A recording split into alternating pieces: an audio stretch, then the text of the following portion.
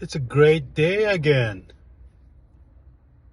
When I was still living in Okinawa, I was still a teenager. There was a band called Condition Green. And through Condition Green, I was introduced to Jeff Beck, one of my all-time hero.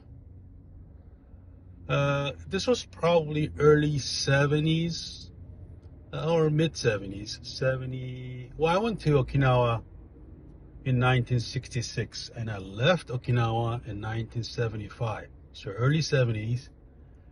And there was a band called Beck, Bogart, and Apis, which consisted of Jeff Beck, Tim Bogart, and Carmen Apis. Now, Tim Bogart and Carmen Apis were the rhythm section in the band Vanilla Fudge. And then later they also had a band called Cactus. Anyway, the band, which was basically a cover band, did the usual 70s rock cover of, Grand Funk. What else that they did? They did a lot of local cover of time of that era. And they did amazing version of the song Situation. I have to look up the guitarist, but to me, he was my main interest or my influence on how it shaped my guitar playing. And I really couldn't say with any kind of a proudness, but say, hey, you kind of sound like Jeff Beck. How dare I sound like Jeff Beck? Nobody can sound like Jeff Beck. But I think I have a little bit of a real interest or influence in there.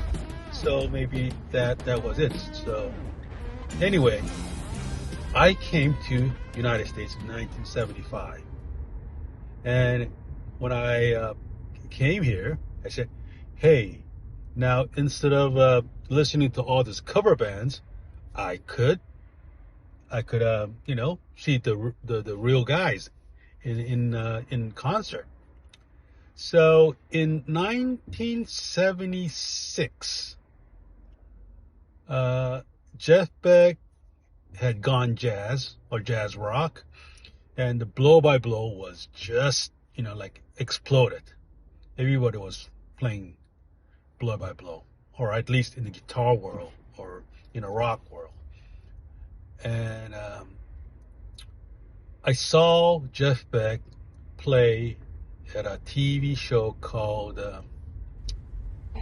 Midnight Express. No, not Midnight Express. Midnight Express is a movie about escaping from some Middle Eastern prison that Americans got mixed up in. Midnight Special, that's what it is. Midnight Special. And he played the song, You Know What I Mean.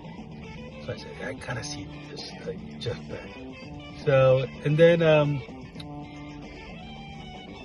in 1976, I live in the Los Angeles area, and there's a nearby suburb called Burbank. And Burbank has a little bit of a hill or mountain, and there's a venue called Starlight Amphitheater, which is an outdoor venue, almost like Hollywood Bowl, but it's a smaller venue. It still exists in 2024. Anyway, it was announced that Jeff Beck's going to have a concert there. And it was... I didn't really know how to get tickets back then. So I looked up in the newspaper. Remember those newspaper? And the newspaper said, hey, go to this place in Hollywood called Good Time Tickets. They're basically a ticket scalper, or they call it ticket agency. And I went there. I did not have any car. So I believe we lived in, oh my gosh, I can't remember, 528 North Hobart Boulevard in Los Angeles. And I took the bus and went to Hollywood. And the ticket price was like $7.98 or $8.98, whatever. And I paid $15. And I thought I got ripped off. These guys are paying double for these tickets. $15. Oh my gosh. $15 for a $7.98 ticket. Oh my gosh. Anyway, I bought the ticket, and because I was so FOB, or fresh up the boat, I did not have any friends. So I bought one ticket. And I told my parents, hey, can you drive me to Burbank Amphitheater or Burbank Style Amphitheater, and then drop me off and come back when the concert's over? I said, okay, so they'll do. So I went really early.